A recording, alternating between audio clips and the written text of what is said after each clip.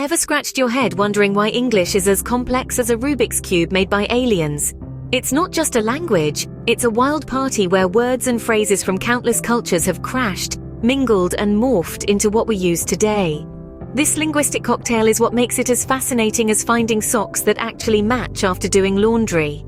Today, we're going to lift the veil on 8 particularly mind-boggling words, each with their own special charm and level of tongue-twisting. We'll untangle their meanings, their origins, and illustrate how they add some delicious spice to our daily chit-chats.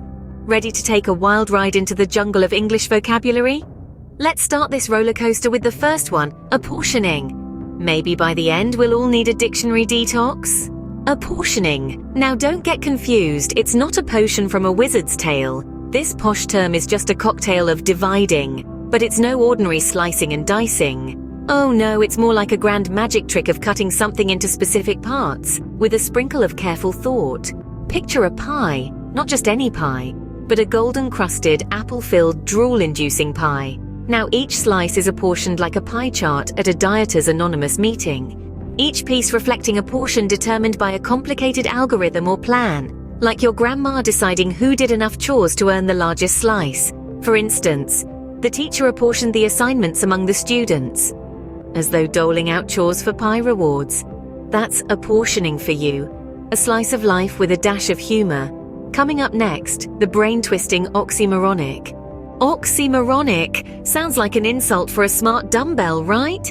It's a term that traps the charm of contradictions like a cat stuck up an invisible tree. Birthed from oxymoron, a Greek word which basically means sharp as a cotton ball, it points to a figure of speech where two opposing ideas are awkwardly squished together, like jumbo shrimp or living dead. The laugh-out-loud moment with oxymoronic is how it somehow contains these battling elements in a package the size of an elephant mouse. It's a knee-slapping twist of language, proving that clearly confused isn't just the state of being after a math exam. That, folks, was oxymoronic. Up next, we're seriously joking about wrangling. Wrangling, a tug of words. Indeed it is. Picture this. Wrangling is like a verbal pie fight. Yes, you heard it right. It refers to a long protracted dispute or argument, only instead of pies, words and ideas are being tossed around.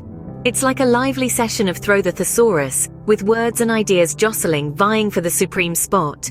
For instance, you might hear it used like this. The politicians spent the entire session wrangling like a bunch of kids in a schoolyard, only over the new legislation. It's not just a disagreement, but a long-drawn, seesawing debate. So when you're caught in a wrangle, imagine being in the middle of a snowball fight, only with words instead of snow. So that's wrangling, an exhilarating wordy match. Next up, articulated. Articulated sounds like a dinosaur species, doesn't it? But it's not. This word is all about expressing ourselves with clarity and precision. It's what you do when you try to explain why you spent a fortune on that limited edition comic book, or how you ended up adopting 5 cats at once. Picture a kid trying to justify why they ate all the cookies before dinner, a dog owner explaining the complex science behind why their pet loves to chase its tail, or a passionate fan meticulously describing every moment of last night's game. Each of these examples illustrates the power of being articulated. So the next time you're caught in a quirky situation, remember to articulate. That was articulated. Up next, a word that describes my love for puns, unabated. Unabated, an unstoppable force, you ask? Well, indeed it is, like a toddler on a sugar rush. When something continues unabated, it doesn't stop or slow down. It's like a dog with a new squeaky toy, keeps going on and on. Imagine a river flowing unabated, not unlike your coffee machine on a Monday morning. Or envisage a debate where the back and forth of arguments mimic a fierce tennis match between 2 squirrels over the last acorn. It's about a momentum that doesn't falter, a persistence that doesn't wane, kind of like a grandma knitting a never-ending scarf. So the next time you stumble upon an unyielding situation or emotion, you'll know it's unabated, just like your love for pizza on a night.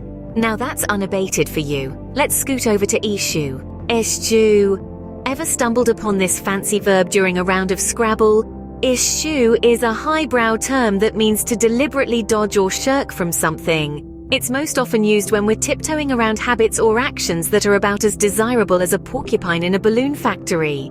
Imagine this. If you're eschewing broccoli, you're choosing to avoid it like it's a radioactive superfood from Mars.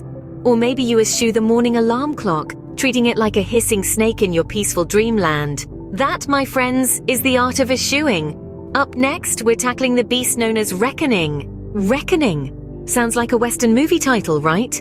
And it could be, because it's that dramatic.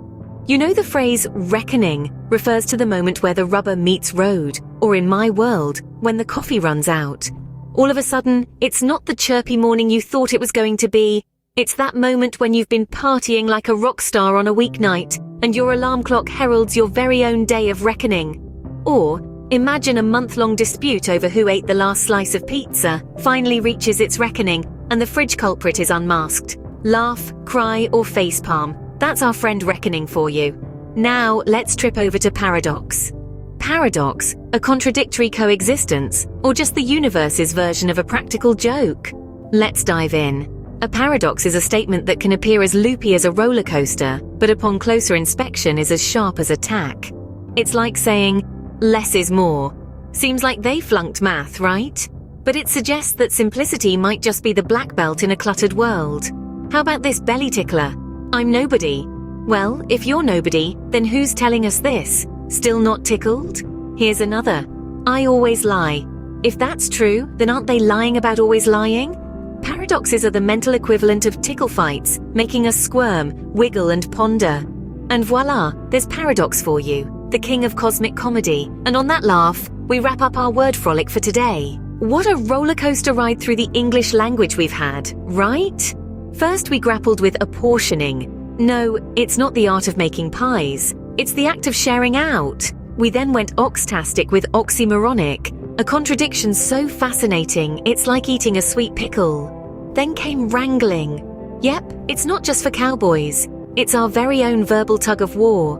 We found clarity with, or as we say, speaking clearly without the mumbling. We then faced unabated, the force that knows no snooze button. Next, we tackled issue. Nope, it's not a sneeze. It's the fancy way of saying I'm avoiding you. And then we arrived at reckoning. It's not a B-grade horror movie, but our moment of truth. Lastly, we embraced paradox, the contradictory coexistence. Think of it as a polite debate between a cat and a dog, each word a unique character in the sitcom of communication. Remember, language is more a tool. It's the Swiss Army knife of human interaction. The better you know it, the less likely you'll be left speechless. Until next time, keep exploring and maybe carry a dictionary.